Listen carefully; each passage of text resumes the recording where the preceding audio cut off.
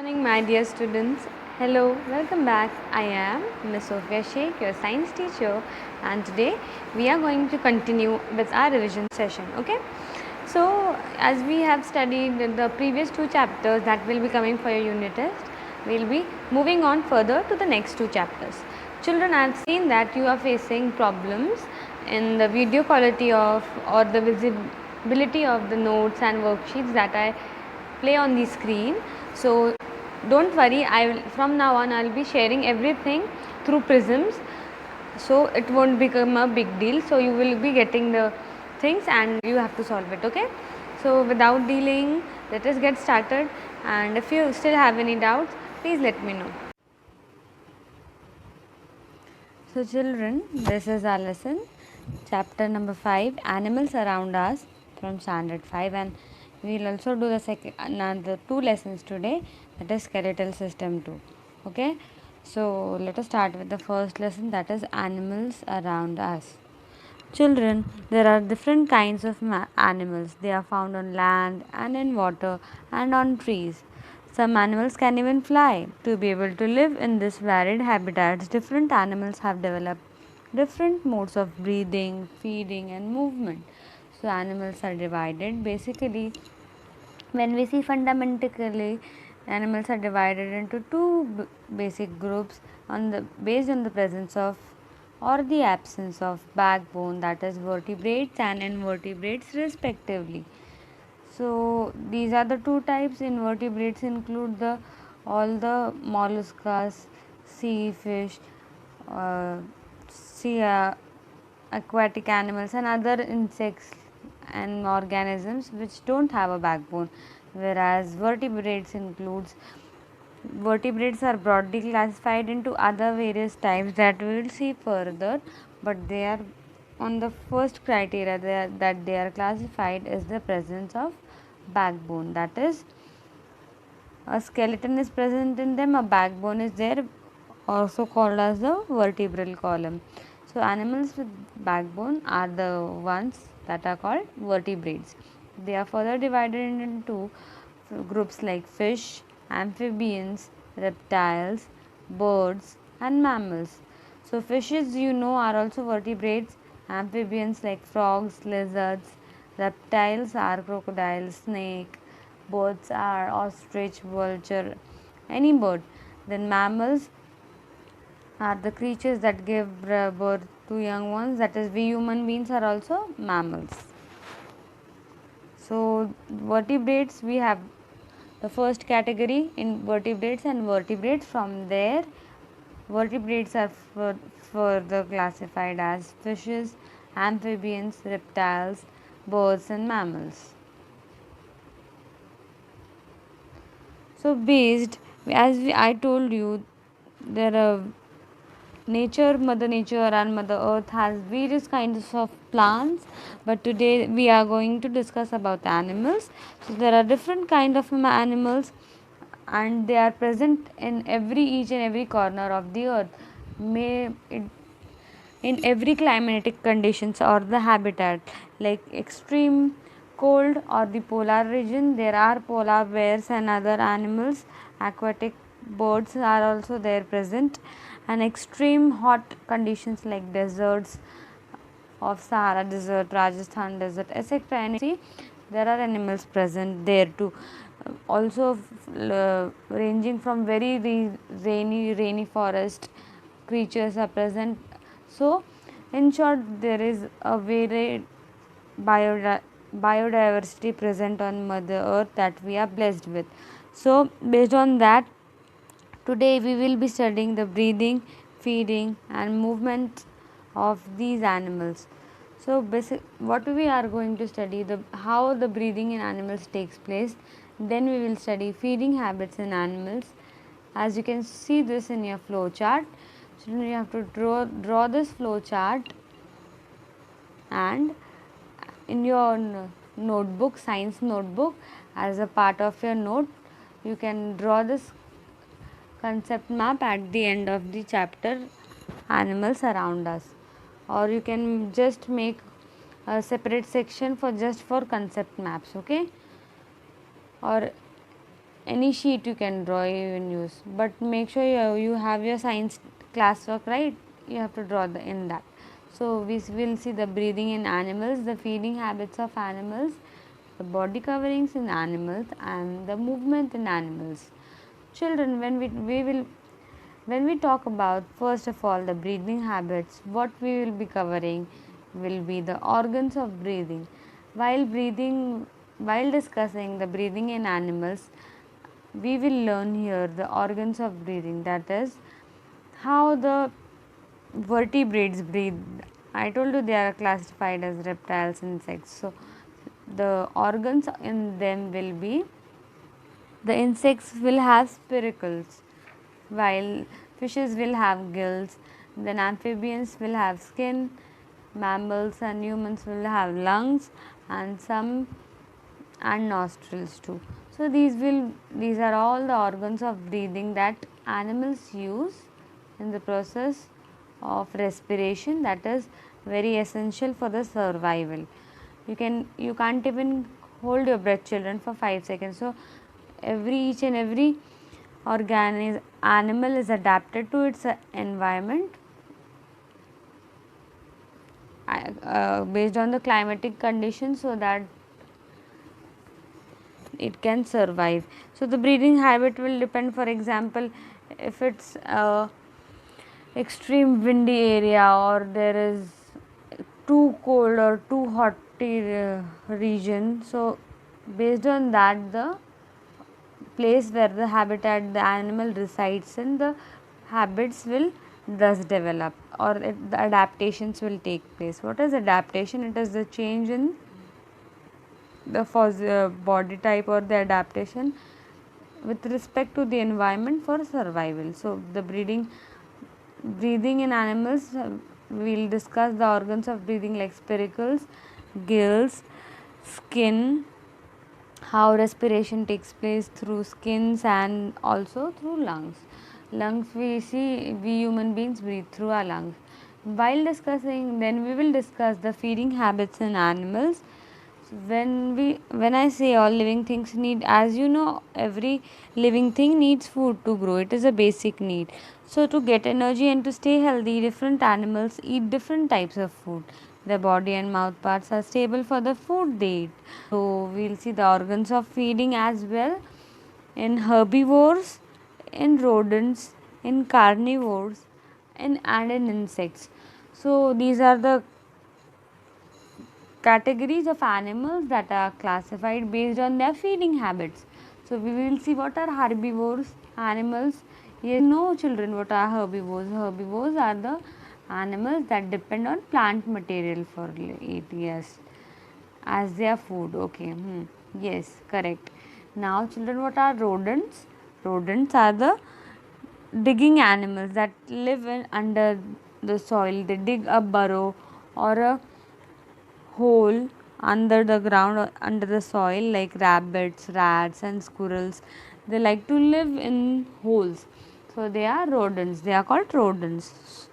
So how the organ of feeding is what? Teeth and mouth, right? Organ of breathing will be spherical gills and all. So based on the feeding habit, the teeth will be have modification, or the adaptations will be different in herbivores, rodents, carnivores and insects. Then after the feeding habits, we will move on to the movement in animals. How they are able to move, how the animals move depending on their habitat. So the animals that we will be discussing first will be land animals, then we will see how aquatic animals move, then will come next to insects. What are the movements, what are the organs, their organs of movements. Then we will see about reptiles, how do they move, how does movement takes place finally in we human beings. Okay, so this will be covered in the movement in animals part. Then finally we will go to the last part of the lesson, that is body coverings in animals, where we will see how depending upon the climatic conditions, the animals have also adapted through the body covering, the type of skin they possess. Some animals have feathers, some will have scales, some have shells, and some have fur and wool depending upon their habitat. So we will be studying the breathing, feeding, movement and covering habits of animals in this lesson. So this flow chart or the concept map is the complete gist of the lesson, what is there in the lesson. Okay, so let us get to know briefly about this concept map, or each concept will go one by one the habits of animals or the adaptations of animals in breathing, movement, feeding and body covering. Okay, so the breathing process in animals, they have the organs that carry out exchange of gases as we breathe, and these are called the respiratory organs. So all the animals breathe in oxygen to survive. Yes, we can't even imagine uh, a second without oxygen. Yes, children, oxygen helps to change the digested food into energy. During this process, carbon dioxide is released. So every living being on this earth needs oxygen for a survival, and so they have different organs, respiratory organs, that are called for breathing. So we will see one by one this we saw what is the breathing process. They take in oxygen and give out carbon dioxide, and in this process the energy is digested, the food is digested, the energy is released. So this process is different in every particular organism based on the habitat it lives and the body type structure it has. So what is the breathing process in various animals? So see children, this is the example. These are the types of organs, respiratory organs, that living organisms possess. So first is spiracles. What are spiracles? Spiracles are nothing but the small holes present on the body, located on the sides of the body of the organism. So for example, in insects, they breathe through small holes called spiracles. Oxygen enters through the spiracles and reaches every part of the body through a network of air tubes. The different part of the body then take in oxygen and give out carbon dioxide from that small hole itself. So that small hole is nothing, as you can see here in this picture, the insect, any insect has spherical small opening on its body. Now next we have gills. Who breathes with gills, children? Yes, you are correct. Fishes. Animals like fish, prawns, crabs and tadpoles, which live in water, they breathe through gills. So gills are present on the either side of their head. They have a rich supply of blood vessels, and when these animals take water into the mouth, water, in water, you all know that oxygen is present in the dissolved form, right? So they take in oxygen and the water is absorbed by the blood vessels present in the gills, and the carbon dioxide is given out. So in the second picture you can see the fish has the gills located. You can see the man is pointing out, it is opening the flap of the gill, and inside are the gills present, which absorb the dissolved oxygen from the water and give out carbon dioxide in the dissolved form itself. Then we have lungs. Lungs, we humans breathe, birds, reptiles and mammals, we breathe through lungs. Reptiles have scales in their skin and they breathe through them. Mammals such as cats, cows and human beings, which feed their babies with milk, they breathe in air through the openings called nostrils. What are nostrils? These are the nose. You see our nose, the two holes present are the nostrils. The air passes into the lungs through the windpipe and the exchange of gases takes place in the lungs. Inside of the lungs, there are many small blood vessels which help to purify air and absorb oxygen. Oxygen passes into the blood vessels, and the carbon dioxide brought by the blood vessels is released into the lungs, from where it is breathed out and the two types of blood vessels that we have are arteries and veins. They carry purified blood and impurified blood. So the purified one is where the oxygen is dissolved, whereas the other that vein carries is the one that doesn't have oxygen. Okay, so in skin, the skin, mostly the animals that breathe through the skins are earthworm. The earth best example is earthworms breathe through their moist skin. They don't have any organ. The respiratory organ is their skin itself. It absorbs oxygen from there and it lives.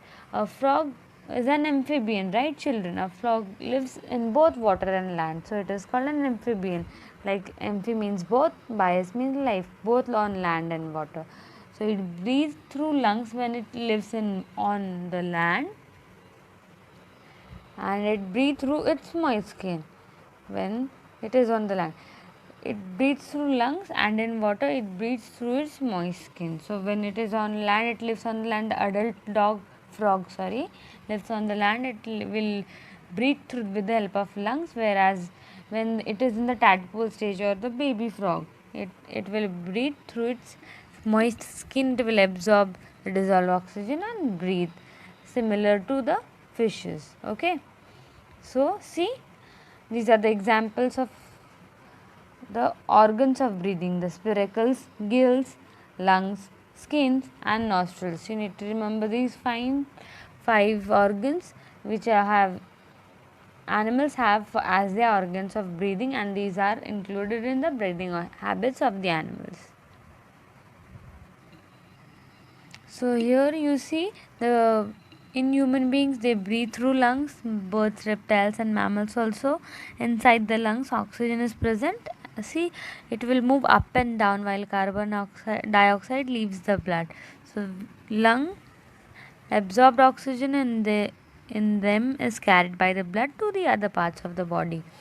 So the up and down movement is the breathing, and when we exhale we breathe out carbon dioxide. The rib cage moves up and down, as you can see here in the picture. The diaphragm helps in the moving. So it builds pressure inside our lungs, and then it is pushed out of the way.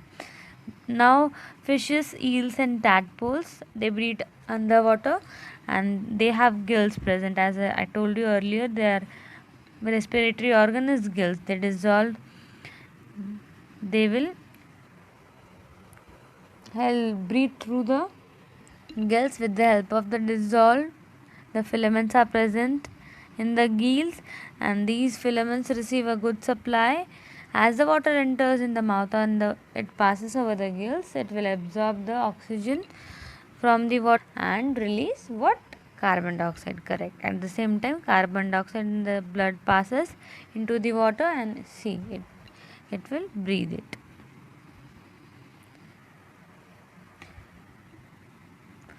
Now earthworms and amphibians like frog have a very thin permeable skin. How do they breathe through their skin? So they have which allows a permeable skin which allows the flow of oxygen. Permeable means it allows the come and go, or the exchange of gases. Air gets absorbed and carbon dioxide thus released. On land, frogs will breathe through the lungs. They are weak and unable to expand much, but now this was through skin. We have now breathing through spiracles. The insects like louse, cockroach, ant, grasshopper, mosquitoes, they do not have lungs or gills. They will breathe through spiracles, the holes present in their body. See, the insects have small holes called spiracles. This insect is locust, and you can clearly see the smaller tubes of openings and the type of trachea that is present in there. Children, then we have second, the feeding habits in animals. So all living things need food to grow, they get energy and to stay healthy. So different animals need different types of food. Their body and mouth parts are suitable for the food that they eat. So depending upon their diet or the type of food they consume, the they have adapted accordingly. Their teeth or their mouth parts have adapted accordingly based on their type of food they consume. So based on that, we have categories like herbivores, rodents, carnivores and insects. So first of all, herbivores like goats and horses have a sharp front teeth or scissors for cutting the plants. They also have strong and broad molars, for chewing. This is their adaptation for the eating purpose. Now rodents have a long sharp teeth to gnaw. Gnaw means to dig, or the front big teeth you see in rabbits and rats. They quickly just break down the food in smaller particles. That is called gnawing. Then we have carnivores. They have sharp pointed canines to tear the flesh as they feed on the other part of the other flesh or the meat of the animals. They have sharp canines that will help them tear the flesh and consume the flesh. Now in insects, what it is, the proboscis. The proboscis is the sucking tube, the feeding tube that is present in insects to suck liquids, and they have a long needle like. In mosquitoes you see it, and butterflies they have proboscis for sucking the blood in mosquito, whereas butterfly will suck a nectar, and like this they have adapted their feeding habits. So children, different animals have different feeding habits, and some eat plants, some eat animals, and some eat both plants and animals. Based on that, we have herbivores that will eat only plants. Carnivores are the animals that will feed on the other flesh of the animals. Omnivores are they eat both plants as well as animals, whereas scavengers they eat on the dead plants. So most of the herbivores they swallow food without chewing, right? This process is called rumination. They directly swallow and later on they bring back the food and they keep on chewing. So have you seen a cow? It just keeps munching the food. So they have a complex adapted digestive system for this process. That is called rumination. Similarly, carnivores are the swift and strong animals that will hunt on the other animals, basically the predators or the hunters. They have the sharp pointed and long canine teeth that will help them in tearing the flesh of the other animals as they hunt and they eat it. Snake is also an carnivorous animal, and it has a long cylindrical body. What it does it do? It doesn't have teeth. It will just poison its prey. For example, if it bites a rat, it will just swallow him. The needles will in the teeth will poison him and he will just swallow them. Scavengers are the animals that will eat the dead animals, the flesh of the dead animals. They are the cleaners of the system. As the dead body dies, they eat them. A vulture's strong hooked beak will help it tear the hard and dry flesh of the dead animals easily. So it helps in cleaning. Then next we have is the movement in animals. Animals will move from one place to another for various reasons. They move in search for food, to build or find shelter, and to escape from these. They have limbs and other body parts which will help them to move. And this movement in animal is called locomotion. So based on their type of habitat that they live in, they are classified broadly as land animals, aquatic animals, insects, reptiles, and humans. Land animals basically that live on land use their front limbs, forelimbs, and back limbs. Some of us use their all four limbs to move. Some use only the hind limbs. For example, horses and sheep walk on all the four limbs, whereas monkeys and kangaroos will only use their forelimb and things, and they can stand on their hind limbs. Herbivores have hooves to travel long distances, whereas birds they also stand only on their hind limbs. Ostrich, kiwi, they all stand. these are flightless birds, so they will use their hind limbs for movement. Okay, so movement in aquatic animals takes place with the help of their tail and fins. They swim in water. The different fins have different purposes like moving forward and turning and keeping an upright position, etc. Whereas some like turtles, aquatic animals have flippers for movement. Insects move with the help of their six legs. They have six legs. Ants and cockroaches crawl, whereas grasshoppers will hop. Butterflies will fly with the help of their wings, and the wasps have two pairs of wings, while houseflies have only one pair of wings. So, based upon the habitat, they insects move accordingly. Now, in reptiles, animals like snakes, lizards, crocodiles, and tortoises, they crawl on the ground. Most of them cannot move fast for a short distance. Like tortoise crawls very slowly. Crocodiles can move in water. So snakes do not have limbs. They just move their scales back and forth, and they are able to swim in water and also move on land. We human beings have two pairs of limbs, and they are called as arms and legs. So we stand on our legs and use our arms for different activities. Okay, holding and working objects.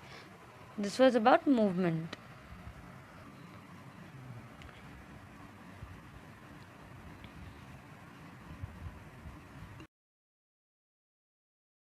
So children, here we start with a second lesson, that is skeletal system. Yes, by the term skeletal, what do you mean, children? Children, our human body is made up of various number of organs, which in turn the organs mix up and make the whole system. You know, a cell, the smallest unit of human body is a cell. Cells mix together and form tissues. Tissues form an organ all together, the working system of organs forms a system in a body. So there are number of organs performing one or more definite functions. They will combine together and form a system, a major system, organ system. Okay, so the list of we have various types of organ systems in our body, namely we have the digestive system, respiratory system. Digestive system will help us digest our food. Respiratory system is responsible for our breathing purposes. Then we have circulatory system, excretory system, nervous system. Like this we have various. So all these organ systems, what do they do? Why are they existing? Yes, because they are necessary for survival and they perform a particular function related to them. Okay. So similarly, we have skeletal system and muscular system in our body.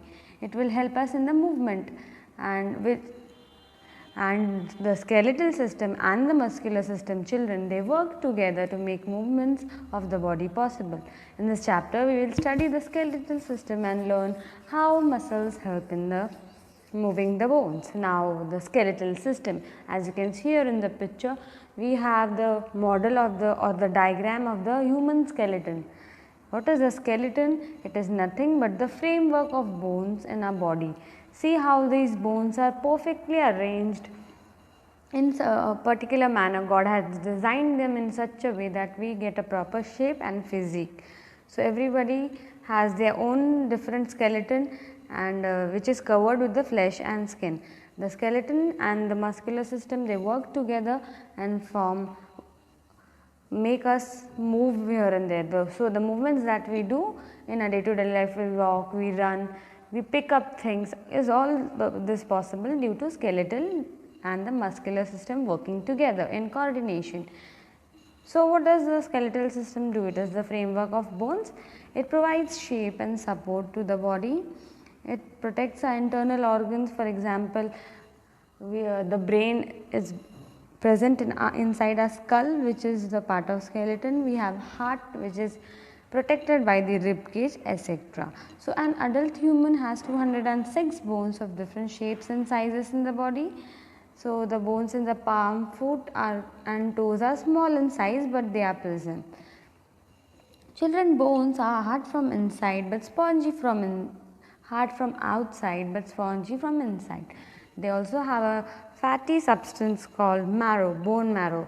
The marrow produces new blood cells. There are the RBCs and WBCs, that are the two essential components of food, that is blood, that is RBCs will carry oxygen in our body and WBCs will fight the germs that enter our body. So, all this is present in the bone marrow. Okay. So, this is the skeleton. This picture shows a human skeleton.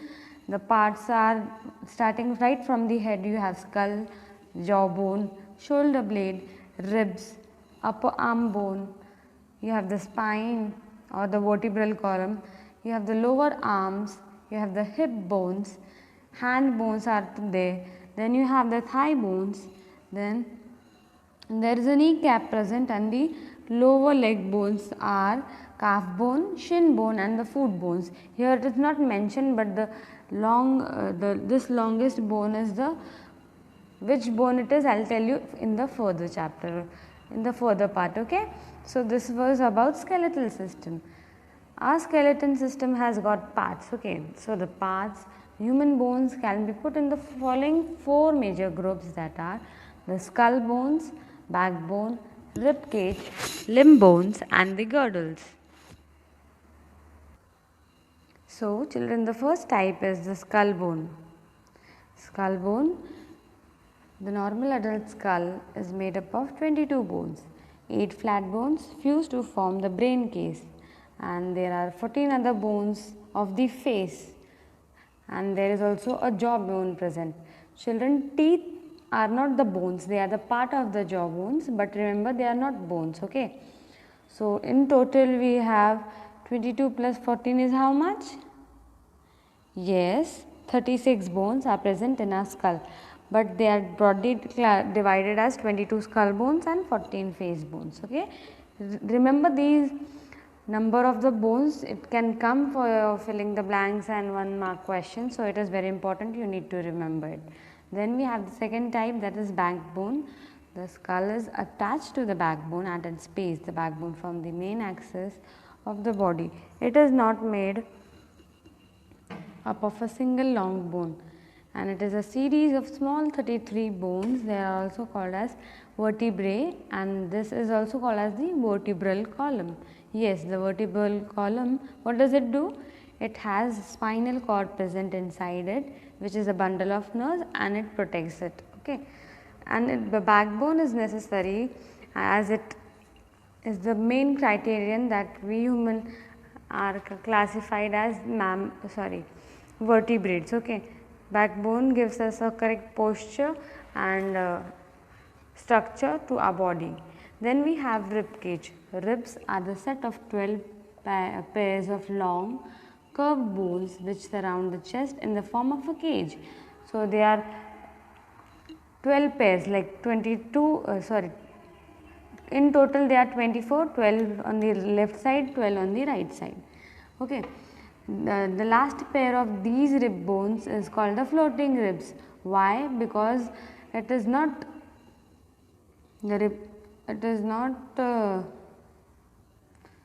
joined to the backbone and not to the breastbone. So, these appear to be floating as they are not joined. So, they are called as floating ribs. The rib cage will protect the heart. So, like this there are bones present in the rib cage. Then we have the fourth type, that is limb bones and girdles. We have, children, 2 pairs of limbs in humans. Our arms is known as the upper limb and the lower limb. The upper arm and the lower arm will make the upper limb, whereas the upper leg and the lower leg will form the lower limbs. The 2 main bones that you need to remember, in upper limb the main bone present, a single bone, is humerus. What is its name? Yes, humerus, and it is joined to the pectoral girdle. What is pectoral girdle? It is nothing but the shoulder bone. Okay. The shoulder bone is the pectoral girdle and the bone is humerus, whereas in the lower limb the bone is, longest bone is femur. Yes, the femur bone is attached to the pelvic girdle or the hip hip bones or the pelvic girdle. Okay, so these are the 4 parts of skeleton: skull bones, backbone, rib cage, limbs and girdles. Now we will, as we saw the parts of the skeleton, we will see what are joints. There are bones and joints present in our body. So what is a joint? Whenever you hear the term joint itself, it means to fix or match together or meet somewhere. So a joint is a place where 2 or more bones fit together. Bones are held together by strong bands of fibers called the ligaments. So they also have cartilage. What is cartilage? The 2 bones are attached at the point with a structure called ligament, as I told you. But as the 2 bones are rough, hard from outside, I told you earlier, there is friction between them. So as we make movements, there is rub and wear and tear of the bones too, right? So the cartilage protect the bones from the wear and tear due to friction. There are many different types of joints that we will be studying. So mainly there are 2 types of joints: movable joint and immovable joint. The immovable joint is present in the skull and it does not move, but the neck that moves is a different type of movable joint. So the movable joints contain a lubricating liquid and the muscles are attached to the joints and they contract and allow movement. So the different types of movable joints are: the first one is pivot joint, ball and socket joint, sliding joint and the hinge joint. What is a pivot joint? Where is it present, children? Yes, it is present in the neck.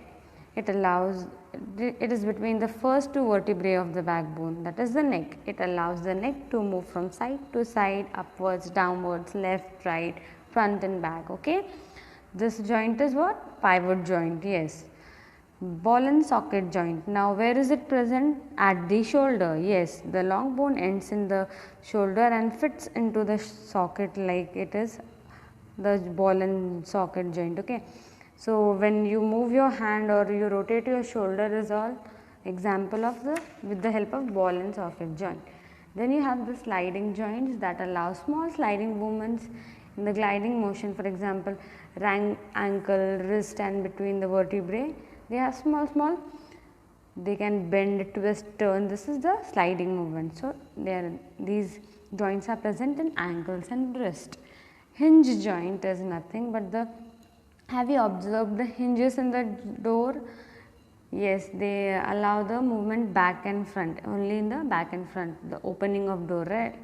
Opening and closing of the door. Similarly, they are present in elbow, knee, fingers and toes. So come on, move and check. It is similarly like fold your shoulder, like people do push-ups, right, like this. Come on, do it and check. Yes, these are the example of hinge joints. Now we have finished everything about joints. We will now further move on to muscles. The second coordinator or the partner of the skeleton system is the muscular system. It will help the skeletal system to move. Muscles are made up of long and strong fibers which are more than 1600 in a body. So what they do is they help the body movement. So if the joint is present, they are covered with flesh. Have you seen the skeleton? We humans, do we roam around in a skeleton? No, we have our flesh, muscles covered so that it appears good and protects the internal organs. Okay. For example, the leg muscles will help you to walk, the arm muscles will help you lift the things, the face muscles will help you laugh, jump, smile and wink. Okay. The book, you can move anything with your hand, you can kick. Are all these voluntary muscles? Like when you wish, then only you will do. They are not automatic, whereas involuntary muscles are automatic. So children, the 2 types of muscles are voluntary and involuntary.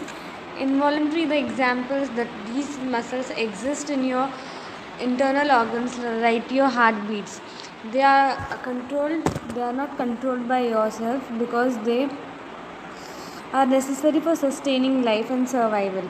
So if your heart even stops for a second, a person may die. So it is not under control your own will. So this is the example of an involuntary muscle. Similarly, breathing process is also involuntary. It automatically keeps on happening for the automated function. Okay, and you blink your eyes, children, this is also example of involuntary muscles. So we saw what were the skeleton, the parts, and the muscle. Both these systems will coordinate with each other and help to for the proper functioning of your body. Now if you are blessed with these such amazing systems, you need to take care of yourselves. So how to take care of your bones? We should eat just by following balanced diet will solve all of your problems and develop healthy habits. Like we should eat eggs, fish, fruits, green vegetables, and drink milk to make your bones strong. Children, vitamin D is also very essential for your bones, so you have to make sure that you get ample amount of sunlight so that the vitamin D is synthesized in your body and you stay fit. Similarly, as I told you, diet is very important, so make sure you exercise and pay proper attention to your diet. Whereas muscles, how do you take care of your muscles? Physical exercises will help the muscles to remain active and they will avoid the kind of strain or cramps that you get. So if you automatically, if your habits are healthy, you eat proper diet, you do regular exercises, your health is good and the muscles are good too. You should eat protein rich foods like eggs, milk, meat, and green leafy vegetables. So as I told you, the most important factor here is the diet, the balanced diet that we practice. So it is very important. Okay. So here we end up with our lesson, children. Make sure you all are commenting your attendance. I'm marking your attendance, and make sure if you have any doubt, mail me at my email ID as you see on the screen. Okay.